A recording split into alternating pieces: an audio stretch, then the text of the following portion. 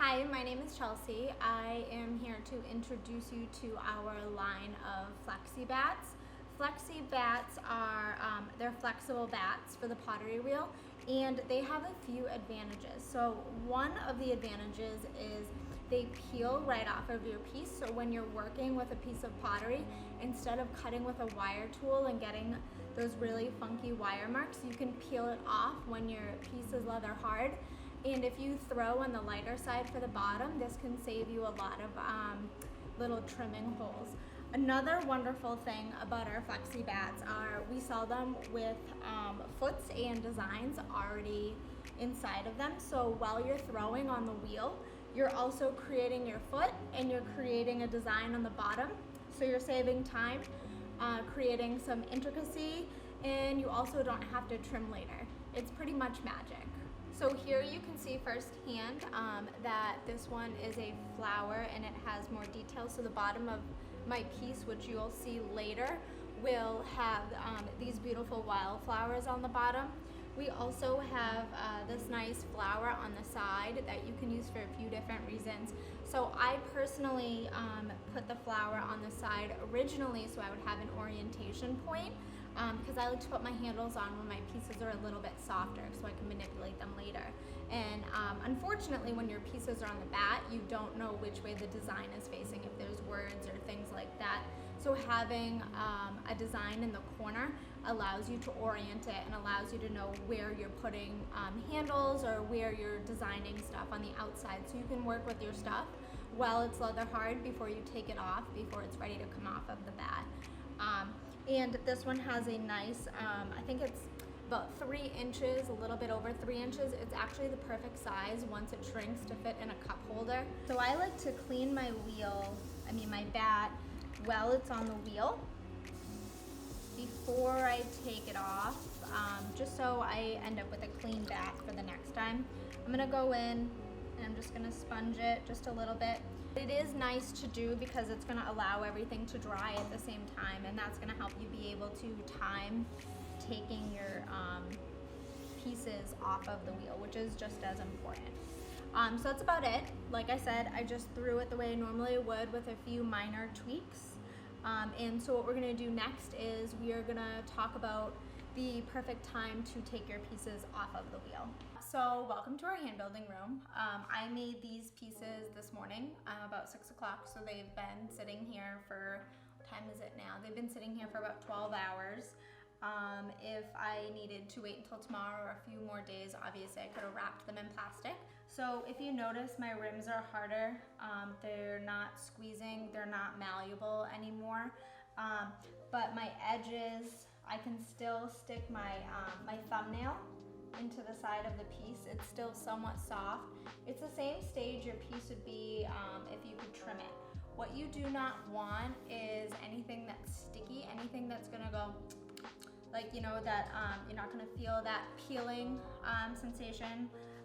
And then what you're gonna do is you're gonna lightly peel. We haven't peeled these yet, so we'll see how they go.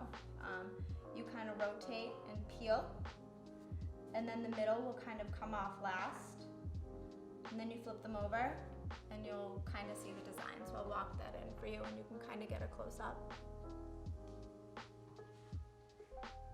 And then, so usually what I do for drying is I'll flip this over, and then I'll usually just save one of them, and I can usually fit 4 or 5 on a board after that to let them dry. So we'll just take these ones off quickly.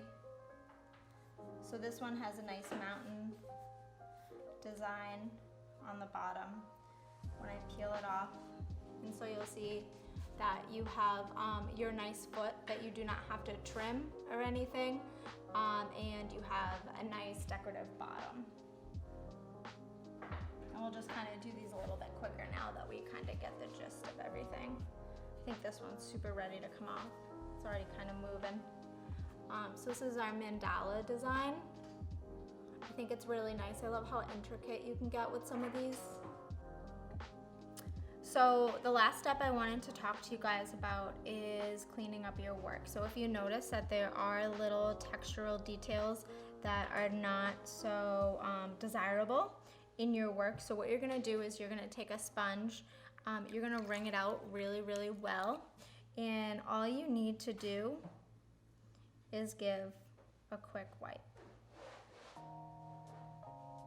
And this video is not sped up or anything like that, so you can see just how quickly I can actually clean my bottom up. What I really like about this is I was able to get all of my work done today. I cannot always, like I said, plan to have multiple days to make my work, trim my work, decorate my work, I don't know, you name it. I don't have that time. So that is one thing that I really like about the Flexi Bats, is in addition to them being flexible for the pottery, they've been flexible for my schedule.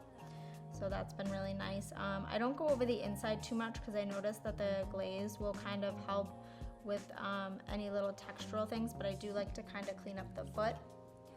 And I'll kind of go over the rim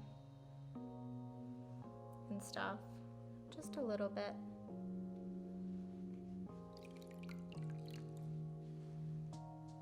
So this one, the bottom came out really nice, and there's a little bit of extra texture in the foot.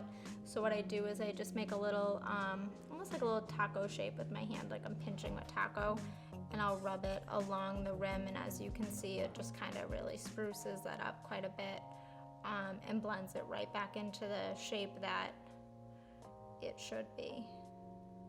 And that's that. So the next thing we're gonna show you are some finished pieces after they've had some glaze and stuff on them, and you can see how well your glazes sit beautifully just inside of the texture, and they really enhance the bottom of your pieces. So before we let you go, I do want to show you some finished products that we have. So this is our chevron bat. And if you notice that you have a beautiful white cleaned up foot, and the glaze really does sit in there really nicely. It has a nice edge where you know that the glaze is not going to stick to your kiln shelf. There's just enough room. And over here we have a Moroccan style, and this is a charcoal glaze that we made in-house. But again, you have your nice cleaned up foot, you have your design inside, and there's just enough space where it doesn't hit the kiln shelf, but you really can enjoy some nice detail on the bottom of your work. This is my favorite. It's the same Moroccan one, but it is in purple.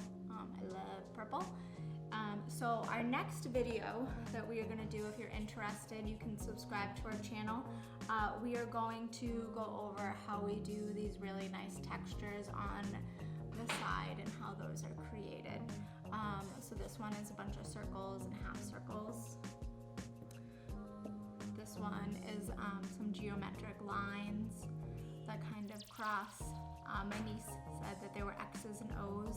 I thought that that was kind of cute because I love to give her kisses and hugs anyways, but that was sweet for a 7-year-old.